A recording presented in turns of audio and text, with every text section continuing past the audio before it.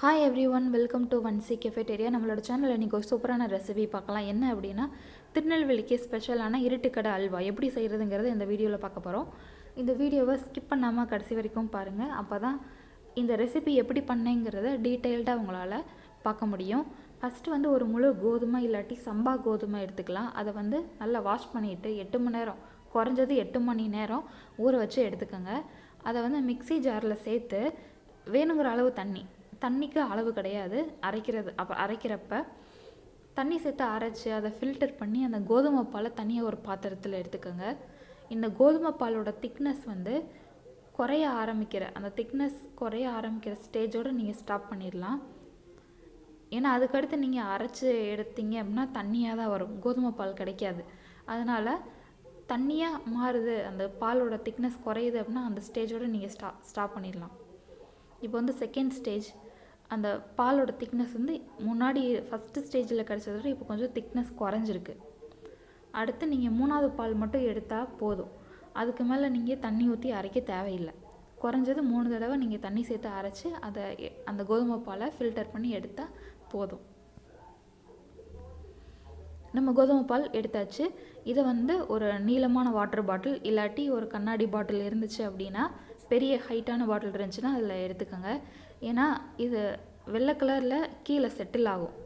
அதுக்காக தான் 3லேருந்து 4 மணி நேரம் இது தொடாமல் ஒரு இடத்துல வச்சுருங்க. அப்போ தான் அது வந்து மெதுவாக வந்து செட்டில் ஆகும்.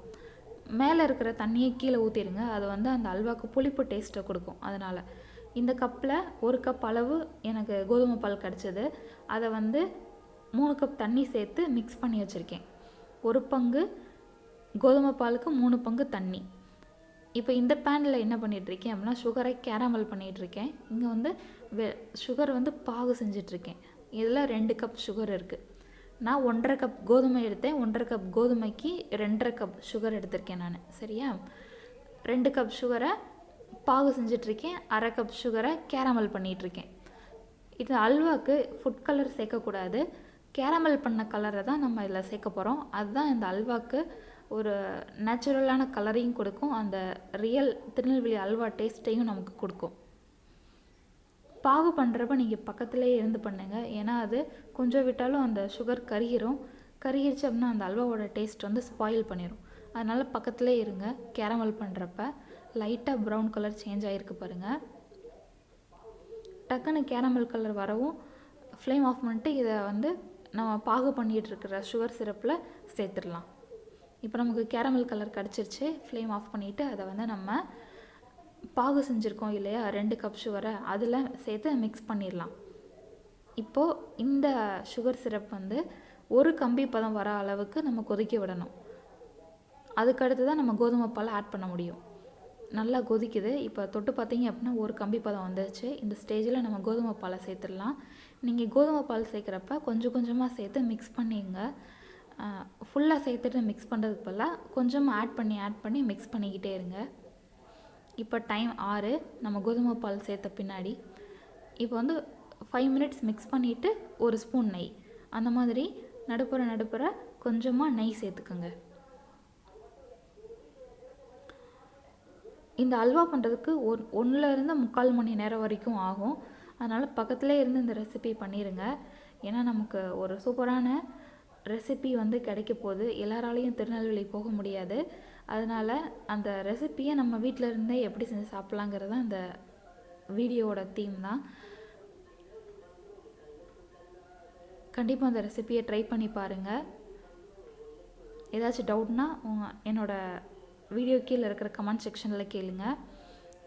நம்ம முன்னாடி சேர்த்ததுக்கும் இப்போக்கும் பார்த்தீங்க அப்படின்னா அந்த கோதுமை பாலோட திக்னஸ் அதிகமாகிருக்கு. அதோட அளவும் குறைஞ்சிருக்கு. பார்த்தீங்களா, மேலே ஃபுல்லாக இருந்துச்சு, அந்த பாத்திரம் ஃபுல்லாக இருந்துச்சு. இப்போ கொஞ்சம் குறைஞ்சிருக்கு.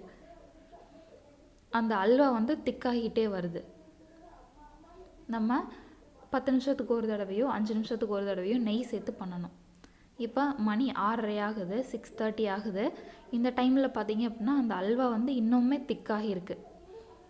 அல்வா ரெடி ஆயிடுச்சு அப்படின்னு எப்படி கண்டுபிடிக்கலாம் அப்படின்னா, அந்த அல்வாவை எடுத்து நீங்கள் கையில் உருட்டி பார்த்தீங்க அப்படின்னா நல்லா உருண்டு வரும். இது ஒரு மெத்தட். இன்னொரு மெத்தட் என்ன அப்படின்னா, நம்ம கண்ணிலே பார்த்து கண்டுபிடிச்சிடலாம். அது பேனில் ஒட்டாமல் நம்ம கரண்டி வச்சு எங்கெங்கே மூவ் பண்ணுறோமோ அதுக்கேற்ற மாதிரி நெல்லுன்னு அது மூவ் ஆகிக்கிட்டே வரும். அதுதான் அந்த அல்வா வந்து ரெடி ஆயிடுச்சுங்கிறதுக்கான கரெக்டான ஒரு பக்குவம். இப்போ வந்து நான் நெய்யில் வறுத்த முந்திரி பருப்பை அதில் சேர்த்துருக்கேன். நம்ம வீட்டில் தான் செஞ்சு சாப்பிட்றோங்கிறனால நம்ம வீட்டு ஆளுங்க தானே, எல்லோரும் நல்லா ஹெல்த்தியாக இருக்கணும், நல்லா டேஸ்ட்டாகவும் சாப்பிடணும் நம்ம விருப்பப்படுறோம். அதனால் முந்திரி பருப்பு சேர்த்துக்கலாம். ஆனால் நார்மல் திருநெல்வேலி அல்வாவில் வந்து முந்திரி பருப்பு சேர்க்க மாட்டாங்க. நம்ம வீட்டில் உள்ளவங்க சாப்பிட்றதுக்காகங்கிறனால நான் வந்து முந்திரி பருப்பு சேர்த்து செஞ்சுருக்கேன்.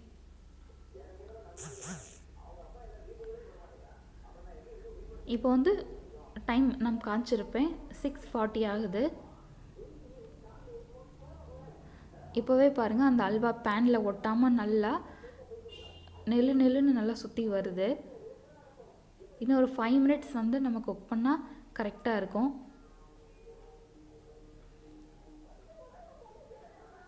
இந்த அல்வா வந்து நல்லா ஆறுன பின்னாடி சாப்பிட்டீங்க அப்படின்னா இன்னுமே நல்லா திக்காகிரும். இப்போ மணி 6:45 ஆயிடுச்சு. பாருங்கள் அல்வா நல்லா திக்காக ஒட்டாமல், பேனில் ஒட்டாமல் நல்லா கிளாஸியாகவும் இருக்குது, நல்லா நெல்லுன்னு இருக்குது. ஃபைனலாக ஒரு ஸ்பூன் நெய் ஊற்றிக்குங்க. நெய் வந்து அதிகமாக இருக்கிற மாதிரி இருந்துச்சு, மேலே வந்து நெய் மிதந்து வந்துச்சு அப்படின்னா அந்த நெய்யை ஸ்பூன் வச்சு ஃபில்டர் பண்ணி ஒரு கப்பில் எடுத்துக்கோங்க. அப்படி இல்லை அப்படின்னா ஒன்றும் பிரச்சனை இல்லை. அந்த நெய் வந்து ஏன் எடுக்க சொல்கிறேன் அப்படின்னா, மேலே வந்து ஆறுன பின்னாடி மேலே ஒயிட் கலரில் ஃபார்ம் ஆகும். நீங்கள் அதை திருப்பி ஹீட் பண்ணால் அந்த இது தெரியாது, அதுக்காக தான். இப்போ அல்வா வேறு பாத்திரத்தில் மாற்றியாச்சு. நம்மளோட திருநெல்வேலி அல்வா ரெடி ஆயிடுச்சு. ஆறுன பின்னாடி சாப்பிட்டீங்க அப்படின்னா இன்னும் சூப்பராக இருக்கும். தேங்க்ஸ் ஃபார் வாட்சிங். Please support.